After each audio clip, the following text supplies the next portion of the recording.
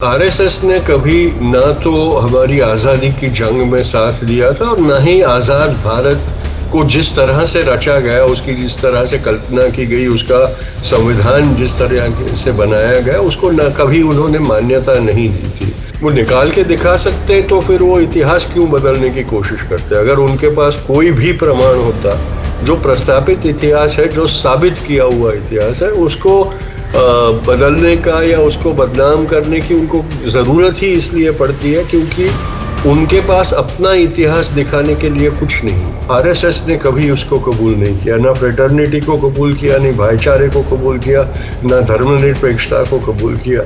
और इसलिए उन्होंने हमेशा अपनी मर्जी का, अपनी इच्छा का, अपने को अनुकूल ऐसा हिंदुस्तान बनाने की फितरत में वो कभी पीछे नहीं हटे हैं। उन्होंने 75 साल तक उसे जस्टिफाई किया है और उसको पॉपुलराइज किया है। अब जाके 75 साल में सबसे ज़्यादा उनको अगर देखा जाए तो सबसे ज़्यादा सहकार सपोर्ट आज मिल रहा है और इसलिए वो लोग एकदम से मस्त होके अपना एजेंडा चला रहे हैं।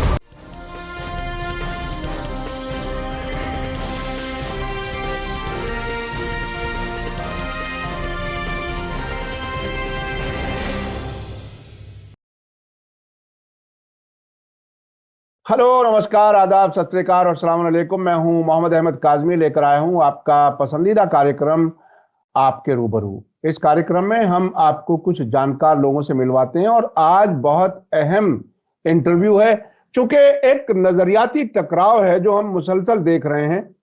महात्मा गांधी के नजरिए वाला भारत और आरएसएस के नजरिए वाला भारत। अभी हाल ही में होम मिनिस्टर अमित शाह जी ने कुछ ऐसा बयान दिया जिस पर बहुत ही खामोश तबीयत रखने वाले महात्मा गांधी के परपोते, जिन्हें प्रपौत्र या ग्रेट ग्रैंडसन कहा जा सकता है अंग्रेजी में, तुषार अरुण गांधी को जवाब देना पड़ा।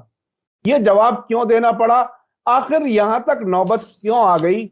अमित शाह जी ने क्या कहा था और तुषार गांधी का उस पर क्या कहना है?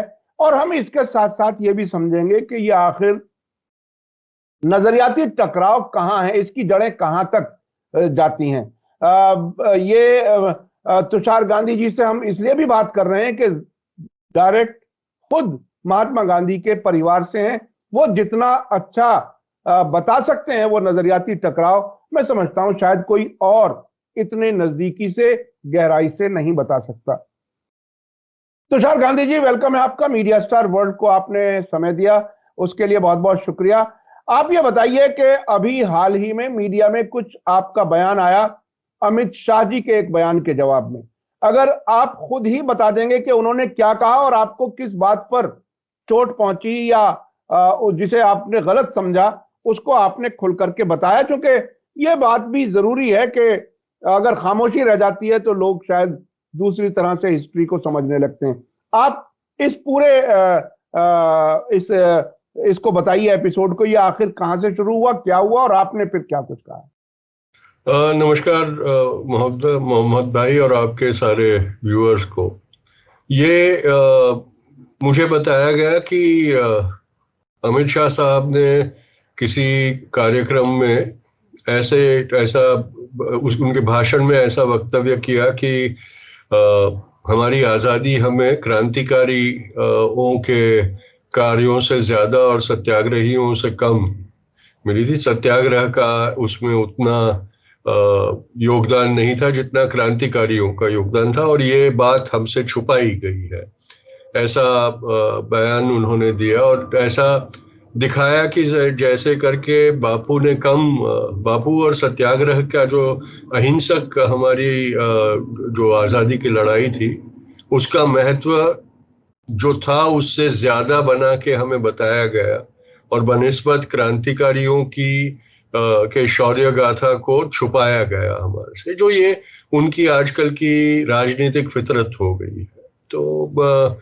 मैं अब ये मानने लगा हूं कि उनके प्रचार का उतने ही जोरों से अगर प्रतिकार नहीं किया जाता तो ये होता है कि फिर उनकी बात लोग मानने लगते हैं। और इसलिए जब ये बात मुझसे पूछी गई कि भाई मैं क्या समझता हूँ इसमें, तो मैंने कहा कि भाई अमित शाह को ना क्रांतिकारियों की फिक्र करने की जरूरत है और ना ही सत्याग्रहियों के फिक्र करने की जरूरत है, क्योंकि वो जिस राजनीति में से आते हैं, जिस दल में से आते हैं, जिस विचारधारा के वो प्रशंसक है, उस विचारधारा, उस दल, उन लोगों ने स्वतंत्रता संग्राम में कोई योगदान दिया नहीं था, और दिया था तो स्वतंत्रता संग्राम को कमजोर करने के लिए अंग्रेजों के साथ हाथ मिलाए थे। तो उन्हें स्वतंत्रता संग्राम की ना क्रांतिकारियों की, ना ही सत्याग्रहियों की ज्यादा फिक्र करने की जरूरत है, और ना ही उनको उनकी जानकारी भी ज्यादा है, क्योंकि अगर बापू की ही बात की जाए तो बापू ने अपनी जीवनी में ही ये बहुत स्पष्ट तरीके से लिखा भी है और कहा भी है कि स्वतंत्रता हमें सारे लोगों के जो कार्य थे उनके कारण मिला था। इसमें कोई किसी का ज्यादा या कम श्रेय नहीं था। उन्होंने क्रांतिकारियों को भी उतना ही श्रेय दिया था, उन्होंने नेताजी सुभाष चंद्र बोस और आईएनए को भी उतना ही श्रेय दिया था जितना उन्होंने उनके सत्याग्रह और उनके सत्याग्रहियों को दिया था। पर मैं समझ सकता हूं कि अमित शाह क्यों ये करते हैं, क्योंकि उनकी पार्टी है, उनकी जो पितृपक्ष है उनका, आरएसएस का, उन्होंने हमेशा ये कोशिश की है कि वो इतिहास अपने को जो पसंद आए, अपने को जो अनुरूप हो वैसा इतिहास लिखे, क्योंकि उनकी क्षमता इतिहास सर्जने की नहीं थी। जब नए भारत का, मॉडर्न भारत का इतिहास, आजाद भारत का इतिहास लिखा जा रहा था, तब वो उस इतिहास के खलनायक थे। अब आजाद भारत में उनको अपनी छवि साफ करने की जरूरत पड़ती है, और जब सत्ता उनके पास होती है तो वो अपनी मनमानी करवा सकते हैं, और इसलिए उन्होंने ये प्रयत्न किया है, ये उनका कार्यक्रम चल रहा है कि वो इतिहास को अपने ढंग से लिखवाए, और वो जब लिखवाते हैं तो उसको पब्लिसिटी देना उनका कर्तव्य हो जाता है। तो मैंने सिर्फ यही कहा कि भाई अमित शाह जी को आजादी के इतिहास के बारे में चिंतित होने की जरूरत नहीं है। आजादी का जो इतिहास है वो हम ज्यादा बेहतर समझते हैं, और हमने कभी उसमें पक्षपात नहीं किया, जैसा कि पक्षपात वो लोग हमेशा करते रहते हैं। अच्छा, ये हिस्ट्री बदलने की क्या जरूरत है आरएसएस को? ये क्या वो कभी भी आने वाले किसी भी समय में ये कभी साबित कर सकेंगे कि आरएसएस के बड़े लोगों ने आजादी के लिए कुछ किया है? क्या उनके पास कोई भी ऐसा प्रमाण, कोई ऐसा एविडेंस, कोई एक बयान, कोई चीज ऐसी है जिसमें वो अपने बुजुर्गों को, जो आरएसएस के लोग रहे हैं, उनका कोई स्वतंत्रता में कोई संग्राम में कोई हिस्सा बताने की कोई नाकाम कोशिश भी कर सकते हैं? ऐसा कुछ है कहीं क्या? वो निकाल के दिखा सकते हैं तो फिर वो इतिहास क्यों बदलने की कोशिश करते हैं? अगर उनके पास कोई भी प्रमाण होता, जो प्रस्थापित इतिहास है, जो साबित किया हुआ इतिहास है, उसको बदलने का या उसको बदनाम करने की उनको जरूरत ही इसलिए पड़ती है क्योंकि उनके पास अपना इतिहास दिखाने के लिए कुछ नहीं है। वो चाहकर भी कहीं से सबूत नहीं ला सकते। अपने आजादी की जंग में उन्होंने जो निभाया होगा, रोल निभाया होगा, उसका प्रमाण देने के लिए वो चाहे तो भी नहीं ला सकते सत्य के उसके उदाहरण। इसलिए उनको जो प्रस्तापित इतिहास है उसको बदनाम करके उसको लोगों के सामने झुठलाने की बार बार कोशिश करनी पड़ती है, ये उनकी मजबूरी है। अच्छा, महात्मा गांधी को क्यों टारगेट किया जाता है? देखिए, अब से पहले हम ये भी देख चुके कि उनके साथ जो मेंबर पार्लियामेंट हैं, प्रज्ञा सिंह ठाकुर, वो बाकायदा नाथूराम गोडसे को अपना आइडियल बताती हैं, जिन्होंने कत्ल किया महात्मा गांधी का।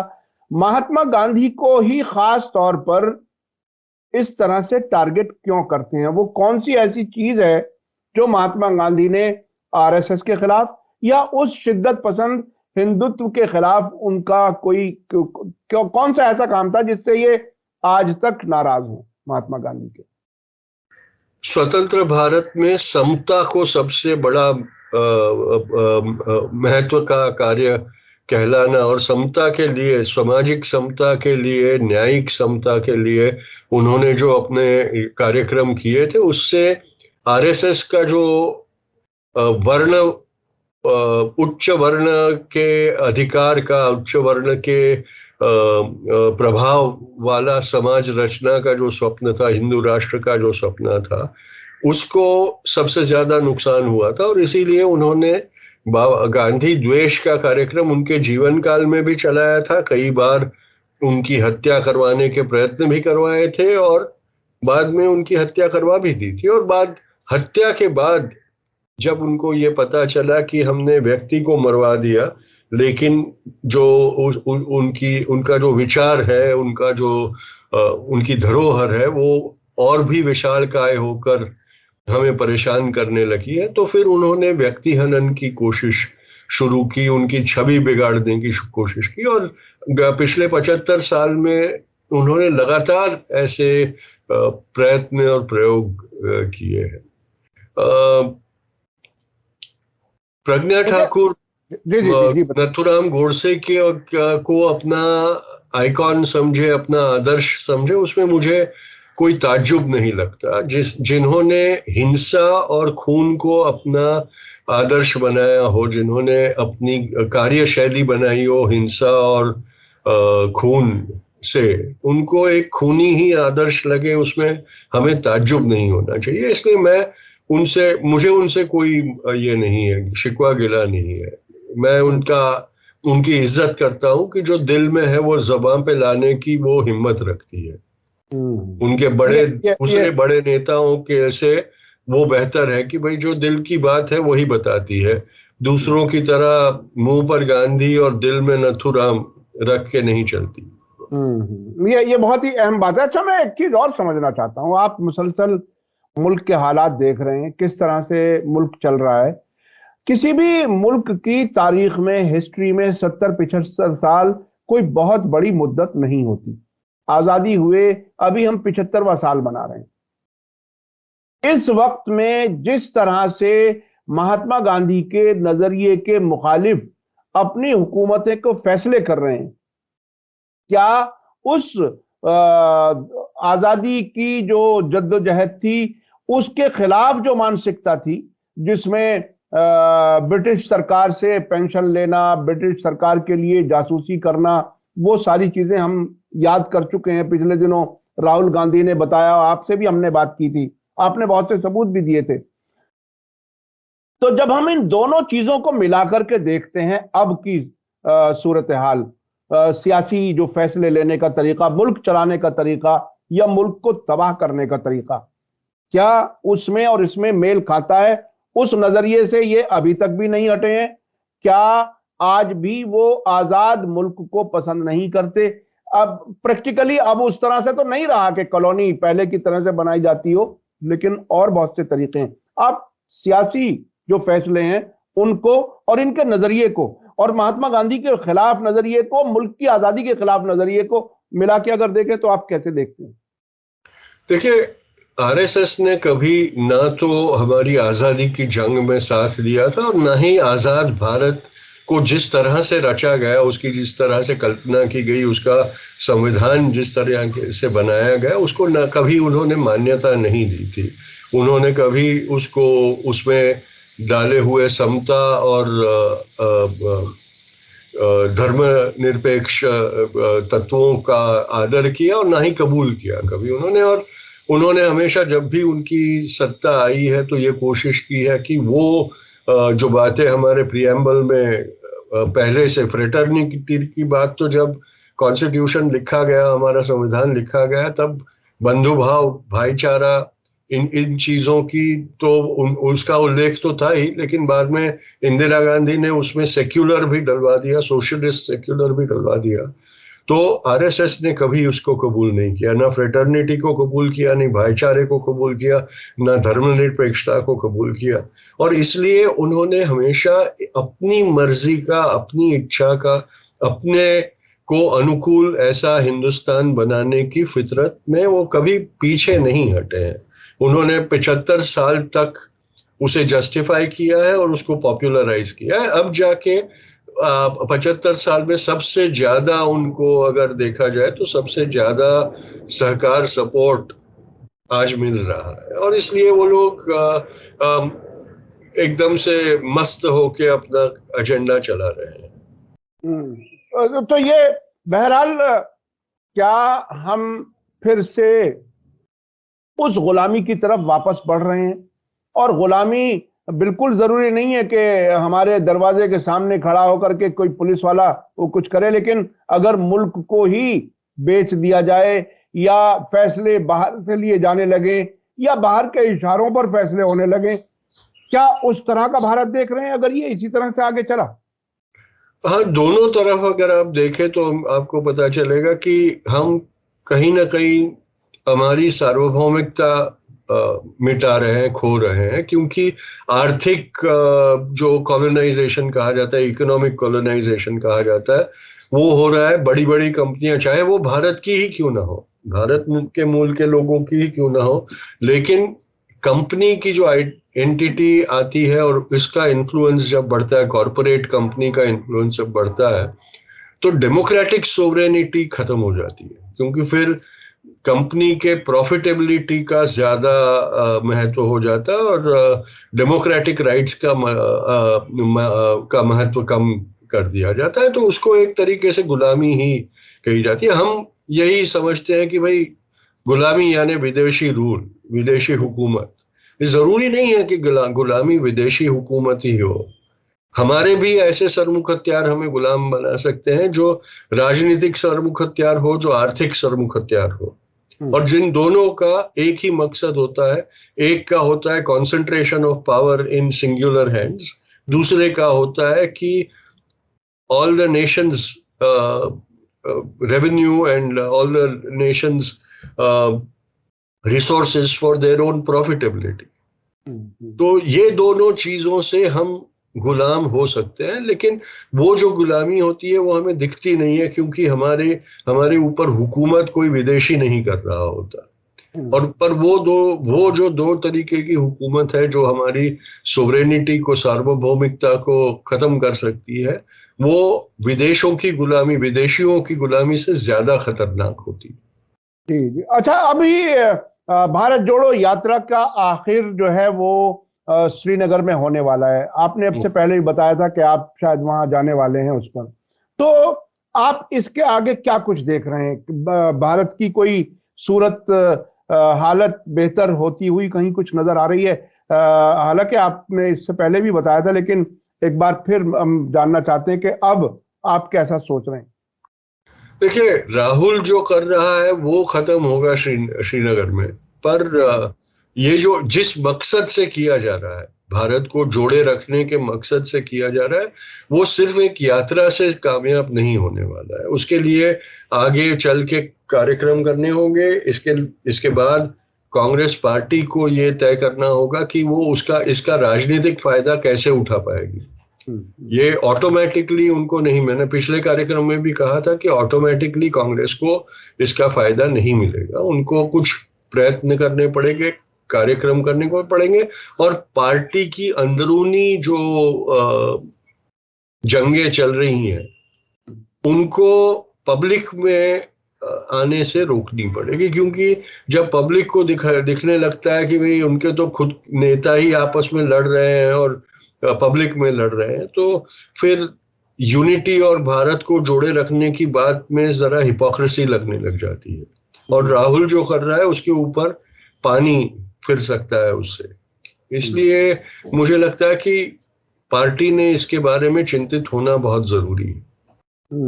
अभी तक आपको क्या अंदरूनी कुछ ऐसी इत्तला मिल रही है कि कांग्रेस पार्टी के लीडर्स आपस में मिलकर के, अभी मैं जयराम रमेश को कोई एक वीडियो में देख रहा था, उसमें उन्होंने कहा कि बाकायदा सारे पार्टी के लोगों में बड़ा जोश है, वापस एक तरह से यूनिटी का माहौल बना है, और आगे क्या क्या करना है उसकी प्लानिंग हो रही है।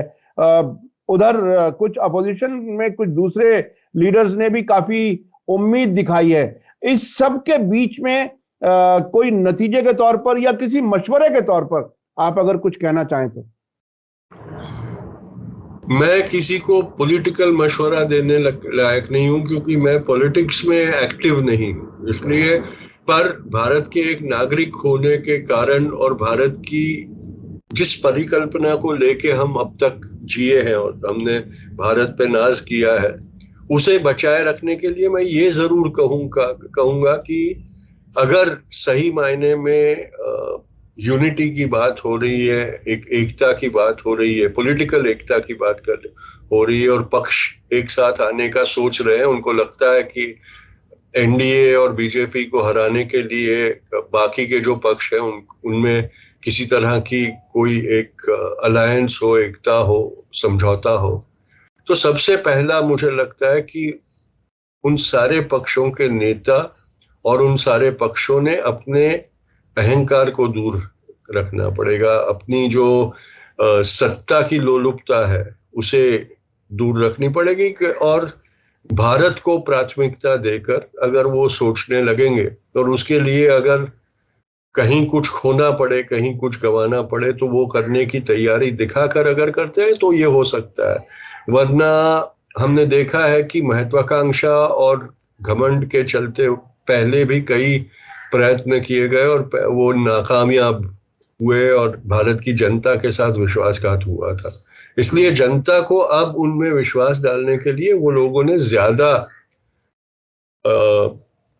ऑनेस्ट तरीके से, ज्यादा प्रामाणिकता से उन्होंने प्रयत्न करते दिखना पड़ेगा। जी जी, बहुत बहुत शुक्रिया तुषार गांधी साहब, आपने हमें वक्त दिया, उसके लिए बहुत बहुत शुक्रिया। और खास तौर पर जो बात आपने अमित शाह जी के बयान के बाद जो कुछ आपने कहा वो बहुत ही इम्पोर्टेंट है, इसलिए कि जो पार्टी, जो नजरिया कहीं आजादी के संघर्ष में कहीं नजर नहीं आता, वो अगर हिस्ट्री अपने तरीके से पेश करने की कोशिश करे और महात्मा गांधी की शख्सियत को, उनकी कुर्बानियों को कमतर दिखाने की कोशिश करे, वो बहरहाल मुझे नहीं लगता कि इतने बिगड़े हुए हालात के बावजूद लोग उसको पसंद करेंगे या बर्दाश्त करेंगे। बहुत बहुत शुक्रिया। आपने सियासी पार्टियों को मशवरा तो नहीं, लेकिन ये बताया कि ईमानदारी से अपने महत्वाकांक्षा को पीछे छोड़ते हुए और देश के बारे में सोचें, इंडिया फर्स्ट जिसे कहा जा सकता है, उस नजरिए पर चलें तो मुल्क को जरूर सही रास्ते पर लाया जा सकता है। बहुत बहुत शुक्रिया तुषार अरुण गांधी जी। इसी के साथ मुझे दीजिए इजाजत। धन्यवाद, शुक्रिया। जय भारत, जय हिंद। बहुत बहुत शुक्रिया।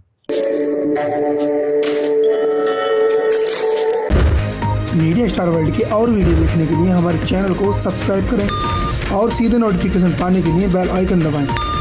और अगर हमारी खबर सच्ची और अच्छी लगे तो अपने व्हाट्सएप, इंस्टाग्राम, फेसबुक और ट्विटर अकाउंट पर जरूर शेयर करें।